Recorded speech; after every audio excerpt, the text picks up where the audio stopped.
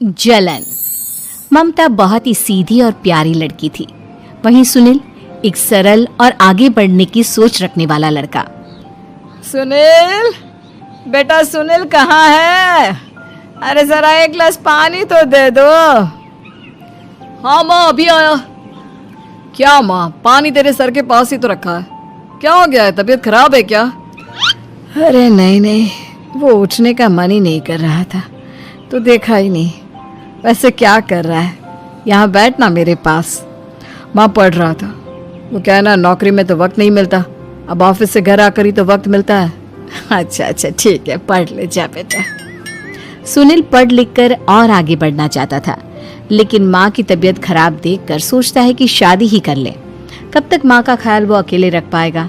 तो एक दिन, माँ ये ममता है, मैंने इससे शादी कर ली है। तुम्हारी तबीयत भी ठीक नहीं रहती तो मैंने सोचा शादी कर लेता हूँ। घर संभालने वाली और तुम्हें संभालने वाली कोई आ जाएगी तो अच्छा रहेगा। माँ अचानक से सामने बहू देखकर हैरान रह जाती है। बेटा ये क्या बात होती है? न बैंड, न बाजा, न दहेज, न शगुन, ऐसे कैसे बहू आ गई? माँ तू तो जानती है मैं नौकरी के साथ पढ़ाई कर रहा हूँ, तो कहाँ से इतना पैसा बचा पाता कि धूमधाम से शादी करता। वैसे भी माँ, लोग तो आकर खाकर निकल जाएंगे, इसलिए बस वैसे ही। माँ जी, मैं आपका ख्याल रखूंगी। वैसे भी ये आगे की पढ़ाई कर रहे हैं, अच्छा कुछ कर गए तो सबके दिन फिर से अच्छे आ जाएंगे। सास को ममता की बात ठीक तो लगती है, लेकिन मन में कहीं ना कहीं लगता है कि कहीं बहू बेटे को लेकर फुर्र ना हो जाए और फिर तो वो रह जाएगी अकेली। बेटा देख, मेरा जो कुछ भी है वो सुनील ही है, और सुनील का भी अब इस दुनिया में मैं ही हूँ और कोई नहीं। क्या सुनील? बिल्कुल माँ, लेकिन आज से ममता भी मेरे जीवन का अहम हिस्सा है, जैसे तू है। सास को बड़ा बुरा लगता है कि उसकी सल्तनत में कोई और हिस्सेदार कैसे हो सकता है। कैसे कोई और उसके 30 साल के बेटे की जिंदगी में अचानक से आकर बराबर का हिस्सेदार बन सकता है। देख बहू, मैं भले थोड़ा बीमार रहती हूँ, लेकिन इसका मतलब यह नहीं कि घर की चीजों में मेरा कंट्रोल खत्म हो गया है। मैं आज भी इस घर की रानी हूँ, समझी? बेटा सोचता है कि ये माँ को अचानक से क्या हो गया। कल तक जो माँ कहती थी कि जिंदगी का कोई भरोसा नहीं, वो अचानक से जंग के मैदान की झांसी की रानी कैसे बन गई? माँ क्या हो गया है? सब ठीक है ना?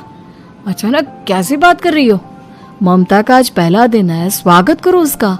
आसपास की आंटियों को बुलाओ, नई दुल्हन की मुंह दिखाए करवाओ। खैर, सास होने का फर्ज निभाती है और बाद में एक सहेली के साथ बाहर निकल जाती है। क्यों री बताया नहीं कि बेटे का ब्याह कर रही हो? वैसे तो सारा दिन हम ही में घुसी रहती हो। अरे मुझे भी तो अभी पता चला, यूं अचानक सर पर लेकर आ गया। कहता है बहू है माँ तुम्हारी, अब इसको भी इतना ही मैं प्यार करता हूँ जितना तुझे करता हूँ। लो जी, ये क्या बात होगी? क्यों इतना प्यार करता है? अरे माँ का प्यार तो ज्यादा होता है। अब उसको तो कोई दूसरा पति मिल सकता है, लेकिन तुम ही बताओ, क्या माँ की ममता किसी और की हो सकती है? ना जी ना, बेटे को समझाओ ये बात। अरे क्या समझाऊं, मुझे तो खुद ही समझ में नहीं आ रहा कि क्या हो रहा है। जो बेटा कल तक माँ माँ करता था, अचानक से बीवी बीवी का राग आलाप रहा है। देखा, उसकी बीवी ना सुंदर और जवान है। सुंदरता के आगे तो एक से एक नहीं टिके, तो तेरा बेटा किस खेत की मूली है? सास को भी समझ में आ जाता है कि बहू की सुंदरता के आगे माँ का प्यार किसी काम का नहीं। उधर बीवी, ए जी, अम्मा जी सहेलियों को छोड़ने गई थी, अभी तक आई नहीं, हम देख आए क्या? अरे रहने दो ना, आ जाएंगी। कहाँ जाएगी, उनकी आदत है, एक बार जाती है तो पूरी पंचायत खत्म करके ही आती है। अच्छा ही है, खाना वाना खा कर गई होगी। छोड़ो ना, घूमेगी तो खाना पचेगा, नहीं तो ऐसे ही खाट पकड़ लेगी। बहू भी शांत हो जाती है। उधर सास सोचती है कि आज थोड़ा देर से ही घर जाती हूँ, जब बेटा परेशान होकर ढूंढेगा तब मजा आएगा। बीवी को खुद ही पता चल जाएगा कि माँ के आगे उसकी दाल नहीं गलेगी।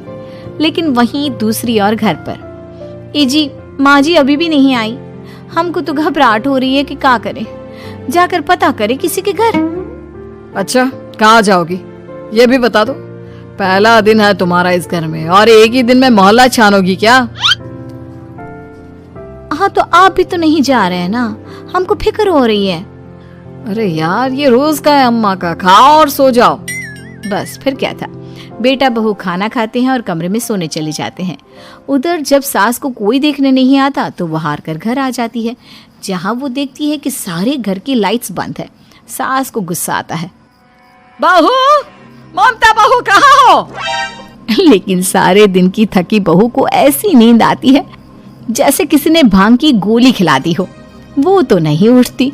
उठकर आ जाता है बेटा। अरे क्या बात है अम्मा, काहे चिल्ला रही हो? अरे सो जाओ ना, सुबह की थकी है बहू, वो सो रही है। जोर से बोलोगी तो नींद खुल जाएगी उसकी। माँ को गुस्सा आ जाता है। फिलहाल तो सो जाती है, लेकिन मन ही मन ढेर सारा जहर बहू के लिए भरा होता है। सुबह बहू चाय बना रही होती है कि सास धीरे से गैस तेज कर देती है, जिससे चाय का बर्तन जल जाता है। और जैसे ही बहू चाय का बर्तन उठाती है, उसका हाथ जल जाता है। मेरा हाथ जल गया। वो जोर जोर से चिल्लाकर इधर उधर भागती है कि सास थोड़ी देर में उसके हाथ में पानी डाल देती है।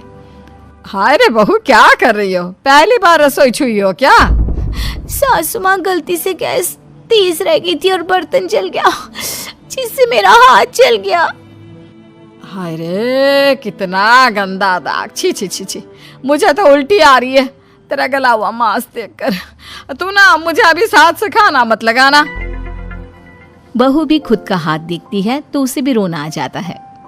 कुछ दिनों के बाद सास की सहेली आती है। बहू चाय बनाकर लाती है। उसके जाने के बाद सहेली कहती है, बहू की सुंदरता ऐसी है कि कोई भी दीवाना हो जाए। वैसे तेरे बेटे का क्या हाल है? अरे वैसा ही है, बहू के पीछे लट्टू। क्या करूं, कुछ समझ में नहीं आ रहा। मैंने तो बहू के चेहरे पर दिवाली के पटाखे की चक्री फेंक दी, उसका पूरा चेहरा जल गया। अब देखो ना रही सुंदरता, और ना ही अब मेरा बेटा उसे पूछता है। अरे अब तो वो उसे छोड़कर दूसरी भी देखने को बोल गया है मुझे। बहू सारी बात सुन रही होती है। आंटी, एक बात बताइए, क्या भरोसा है कि दूसरी सही आए और आपके अनुसार रहे? देखिए आंटी, मेरी सासू माँ को गलत बात सिखाने की जरूरत नहीं है। हमारा परिवार साथ में खुशी से रह रहा है। देख बहू, मेरी सहेली की बेइज्जती ना कर, वही अच्छा रहेगा तेरे लिए, समझी? बहू नहीं मानती है। वो बार बार उनकी सहेली को घर से निकल जाने को कहती है। तभी सास की सहेली पास के चूल्हे से लकड़ी लाकर बहू के चेहरे पर लगा देती है। बहू जोर जोर से रोने लगती है। अरे ये क्या कर दिया? मैंने कहाँ किया, ये तो तूने किया। तू ही नहीं चाहती थी कि बहू बेटे के साथ रहे, भला मैं क्यों करूंगी? मैं तो चली, निपटो अब। बहू रो रही होती है, दर्द से चिल्ला रही होती है, लेकिन सास उसे डॉक्टर के पास नहीं ले जाती। तभी पति आता है। क्या हो गया ममता? ये दाग कैसे लगा? तुम कैसे जली? ममता कुछ नहीं कहती, बस दर्द से करा रही होती है। पति माँ की तरफ देखता है। हो ना हो माँ, ये पक्का आपका काम है। आप ही ममता से जला करती थी ना। देखना माँ, अब पुलिस आएगी, केस बनेगा, लेकिन पहले मैं ममता को अस्पताल लेकर जा रहा हूँ। सभी अस्पताल जाते हैं, जहाँ डॉक्टर ममता की सास से कहते हैं, आपने तो नहीं जलाया ना बहू को? अब ममता की सास के तो पसीने छूट रहे होते हैं। वो घबरा कर कहती है, ना ना डॉक्टर साहब, कैसी बात करते हैं? हम क्या जलाएंगे अपनी बहू को? डॉक्टर ममता के पति से पूछते हैं, देखिए, क्योंकि ये ससुराल में जली है तो मामला पुलिस का बनता है, तो आप पहले पुलिस को बुलाइए, तभी इलाज पूरा होगा। सास डर जाती है कि अब तो बच्ची जिंदगी जेल में ही रहना होगा। रहने दीजिए ना, पुलिस को क्यों बुलाना?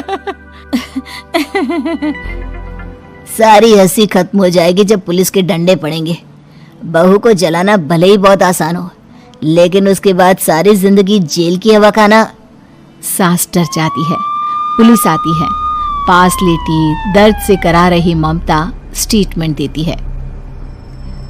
तो क्या हुआ था? कैसे जली आप? ममता पास खड़ी सास को देखती है। बेटी बताओ, कैसे जल गई तुम? ओए, काका का किरण वाली शाहरुख, चुप, बिल्कुल चुप। सास चुप। सभी इंतजार करते हैं कि ममता क्या बोलेगी। जी, मैं खाना बना रही थी, लकड़ी उड़कर मेरे ऊपर गिर गई और मैं जल गई। सास बहू की बात सुनकर रोने लगती है। देखा माँ, कितनी समझदार है ममता। ये चाहती तो, हाँ बेटा, ये चाहती तो मैं आज जेल में होती। मुझे माफ कर दे, मैं आगे से अभी कभी ऐसा नहीं करूंगी। बहू के साथ मिलकर रहूंगी, मुझे माफ कर दे।